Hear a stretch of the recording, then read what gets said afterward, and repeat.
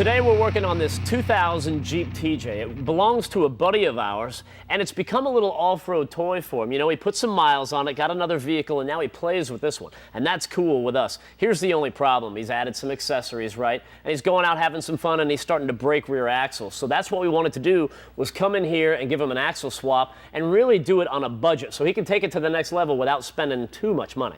Yeah, the problem with the Dana 35 axle, which comes stock in this Jeep, is the fact that it can't really handle the load when you're doing heavy off-road and you're doing upgrades when it comes to putting big tires on and putting lockers in. It puts a lot of stress on that axle, and that's when they tend to fail. Now, in stock form, if you're doing a lot of highway driving and some light off-roading, completely fine, but he's gotten to the point where he's starting to break them and came to us and said, you guys, you know what, I need an upgrade, hook me up. Now, we told him you've got a couple different options, right? First of all, you can go out and spend, I don't know, $2,500 or more. I mean, the sky's the limit, whatever you want to get, and put a nice rear end in there. It'll hold up to all the abuse and punishment you want to give it. But if you're like the rest of us, you want to do something like this and save as much money as possible. So that's where we come in, and we like to make a little trip to the junkyard. Yeah, so that's exactly what we did. We went down to the local junkyard and picked up something, a whole rear end assembly out of a 1999 Ford Explorer. Now, anything from a 95 up to 2001 will do the job. What you're going to do is get an upgrade from the Dana 35 to a Ford 8.8, which is significantly stronger. You're also going to get an upgrade in terms of brakes as well, because this system comes with a disc brake assembly where your Jeep comes with drum brakes, and that's really the best of both worlds. Sure. Now, keep in mind, this did not look like this when we yanked it out of the back of that Explorer. No, it took us a little while to get to this point. First, we want to start tearing this axle down by getting the brakes out of the way. Now we can strip off all of the brackets on the stock 8.8. So we get our 4-inch grinder and we start to cut the side of each bracket. And we want to be careful not to cut into the tube here, because if that happens, then we have to go back and weld all the cuts later to clean up the tube. Now we take a hammer and knock the rest of the bracket off, and you can see there's only a little bit left over. Now, some guys use a torch because they think it's quicker, but we'll just end up with a lot more grinding and more time in the end. You want to use a good quality cutoff wheel and grinding discs like these from Industrial Depot. The cheap ones wear down quicker, and in the long run, they're going to cost you more time and money. We want to show you guys why we decided to go with the 8.8 over the 35, and first and foremost, it comes down to the axle shafts. In the 35, you got the smaller 27 spline shaft. Now we've gone to an upgraded larger 31 spline, which is going to be able to handle a lot larger load.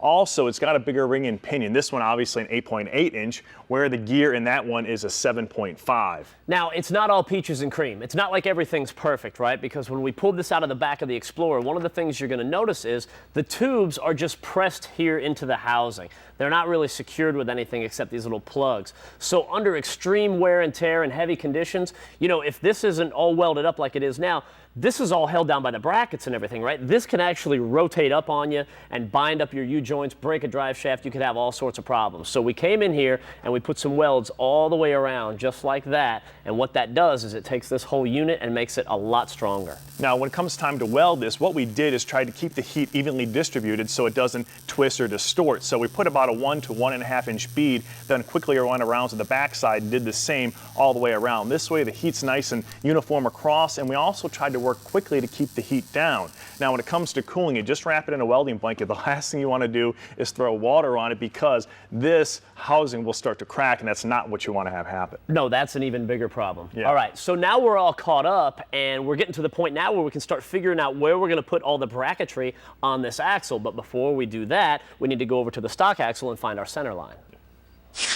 There are a number of ways of going about a job like this. You know, this is one of those things that you could ask 3 or 4 different guys, how would you go about doing it? And you're liable to get 3 or 4 different answers, you know. But the bottom line is this: you want to make sure that you measure everything as accurately and as precisely as possible.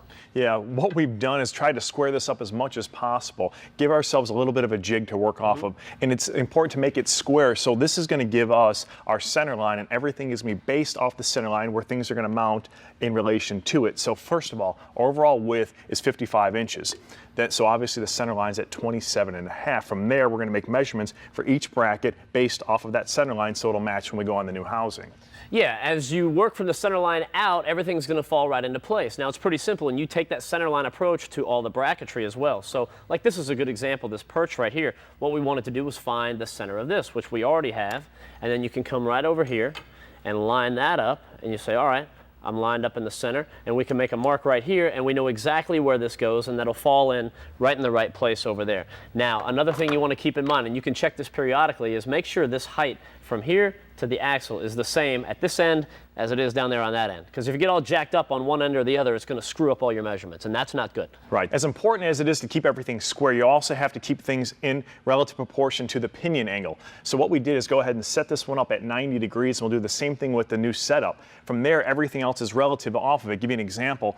Our spring perch right here is at about, let's say 12 degrees. We got to make sure that it sets at the same spot on the new assembly. Otherwise, everything else will be out of kilter. So that's another thing you have to keep in mind as well. Okay, we need to go to break right now, but we need to make some more marks. In the meantime, when we come back, we're going to see where these new brackets are going on the new axle.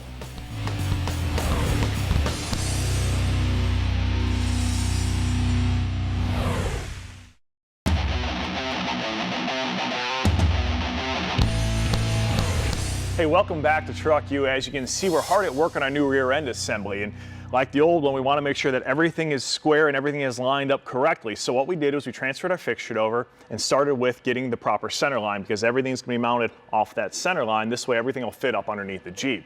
Now when we talk about bracketry and all the stuff we have to mount, we saved ourselves a lot of time and got some new stuff from the guys at Mad 4-Wheel Drive. It saved us a lot of time from cutting the old stuff off, and even more time than trying to make it all from scratch. So we're off to a good start right there. Now in terms of mounting this stuff, we had to keep in mind too is the pinion angles, because everything is relative to it. So we set it at 90 degrees, and then if you remember, our spring perch was at 12 degrees. So we've got it measured up right here. I've gone ahead and tacked it, and it's still in place, which is a good thing. We're going to do the same thing as we lay everything out here on our rear end assembly. Now the one thing we're not going to do is go ahead and mount our shocks, and the reason why is because, well, if you take a look right here, our shock mount, you need to go ahead and try and make sure, first of all, it doesn't bind and hit our spring parts. The other thing too is you might be able to pick up some shock travel by rolling it up into place, which can be an advantage. Now, what we're going to do is go ahead and we'll tack weld everything in place, make sure it's all set, put it up under the Jeep, it all fits, then we'll bring weight down on it and get the right ride height. At that point, we can find if we can go ahead and cheat a little bit and roll this up. As long as it doesn't hit our spring perch, we might be able to pick up some shock travel.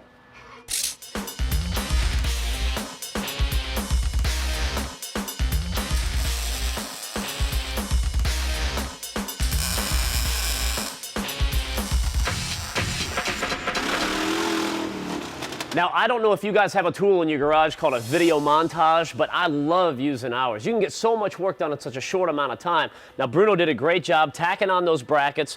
We put the whole system up under here and made sure everything lined up with our suspension and made sure all the geometry was still good. Everything was fine. So then we were able to pull it back out and then weld these brackets on good and strong. That way we could put it back under again. Now we can put the weight on everything. That's what we wanted to do. We mentioned it earlier. We wanted to have all the weight on this before we mounted our shock mounts back here. So that's the next step in line. Now this shock's going to be fine. He actually added this on not too long ago when he put in this little bit of lift. Anytime you're doing any kind of lift, you want to make sure your shock's going to be long enough. Our lift isn't changing, so we can go with these. But the thing you want to watch out for is that the shock doesn't bottom out before the spring does, or that it doesn't get hung up when the axle falls all the way down this way. So the spring's got about 6 or 6.5 inches before it's going to bottom out, and the shock on this side's got to have about 5 inches of travel right there, and that's going to be fine. These two will bottom out right about the same time. The other thing you want to look out for is right down here. Like I said, when this axle drops out, you want to make sure you got enough travel down on this end, which we do. Everything's going to be fine. Now, when we put the other side into place and measured everything out as far as our travel going up and down on the shock, we found that this bracket was mounted at about 30 degrees. So we're just going to take that and use that same measurement over here on this side. So we'll take a look at that and get that up to about 30. And that's going to be right where we want that bracket. And we're going to put that right there on the tube. Now some guys will say, look, you're going to have this dragging down there and that's going to get hung up on stuff. It's really not going to be much of a factor, because if you think about it, the inside of the tire is going to be about right here. So it's only a couple inches away from this bracket. So anything that you're driving over, the tire is going to clear it, and that's going to carry that right over. So you shouldn't have too many clearance issues.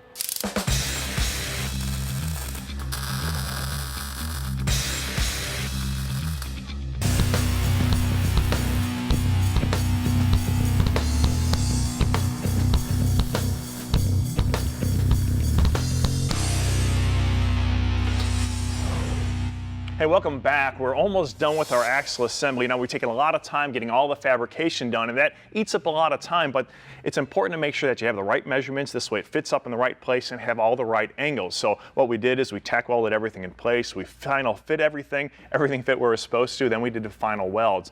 So now it's time to start addressing some of the braking stuff. Now, we talked about earlier was the fact that we're going to use a new disc brake setup like this originally was configured for in that Ford. Now, we're going to use some of those same components again. We've got the same hubs. We're going to use the same backing plates, obviously the axles, as well as our emergency brake. But from that point forward, we're going to put all new stuff in from the guys at Federated Auto Parts. Real quickly, before you go ahead and put this axle in, you want to make note of this seal right here and be really careful that you don't roll the edge. If you do, you're going to have a bad leak, so be careful when you're putting the axles back in.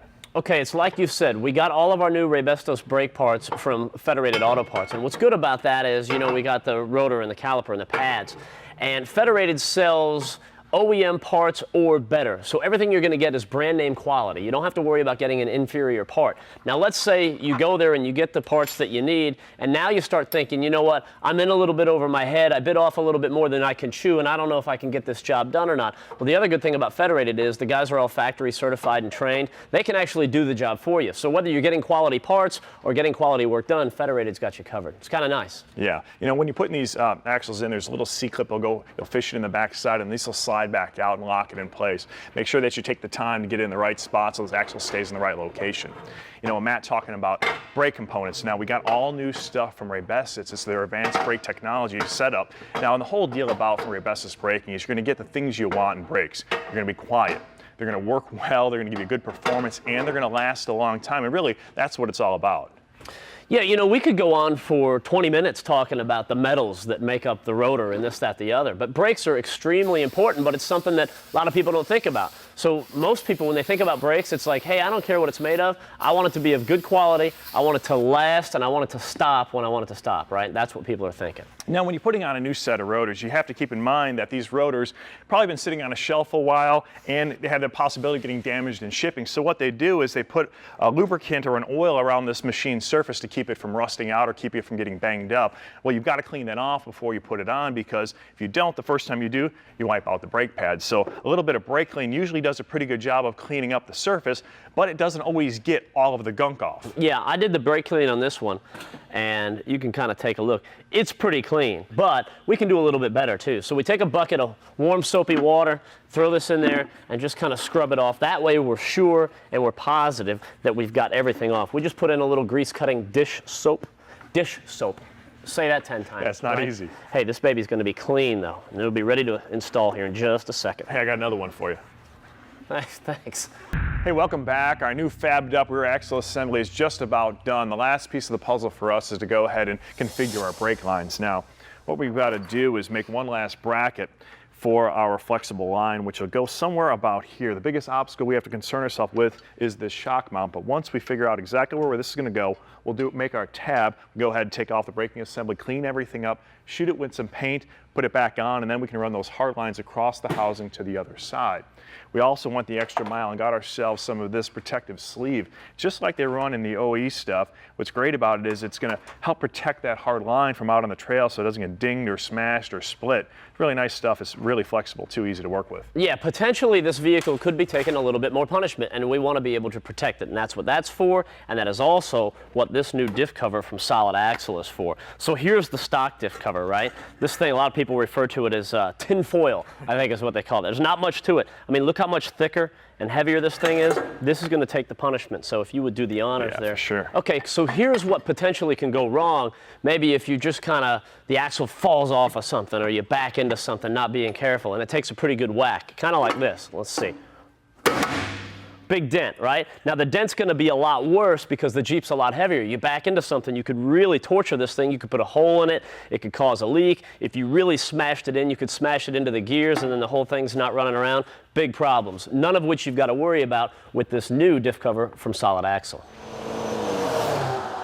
I've got to tell you, man, now that everything is done and it's back on the ground and the axle is swapped out and painted and it all looks brand new, I am thrilled with the way this came out, man. I love it. Yeah, it was a lot of work. That axle swap wasn't for the weak at heart, you know, but it looks good now. It's going to perform well, give him a Jeep that's much more durable out on the trails, and we're able to save him a bunch of money in the process. Oh, sure. We did the whole axle swap for under $500. We spent a little bit of money on the brakes, but that's good because now we have peace of mind, and we got the new rims and tires too, which look great. Now, the other advantage about the axle system that we chose is it has the same bolt pattern as stock. So if we wanted to, we could have kept the same stock wheel and tire on, but we decided to go down a different path. In the words of Bruno, why do that? We saved so much money on the rear axle swap that we had to go shopping. Bruno loves to shop. But hey, this is a good combination right here, man. You take a look at this. We've got the black rock wheel. It's a single piece alloy construction. Looks fantastic with the matte black finish, and you get the black wheels, the black tires, black Jeep, black fender flares, windows. The whole thing is blacked out, man. I love this look.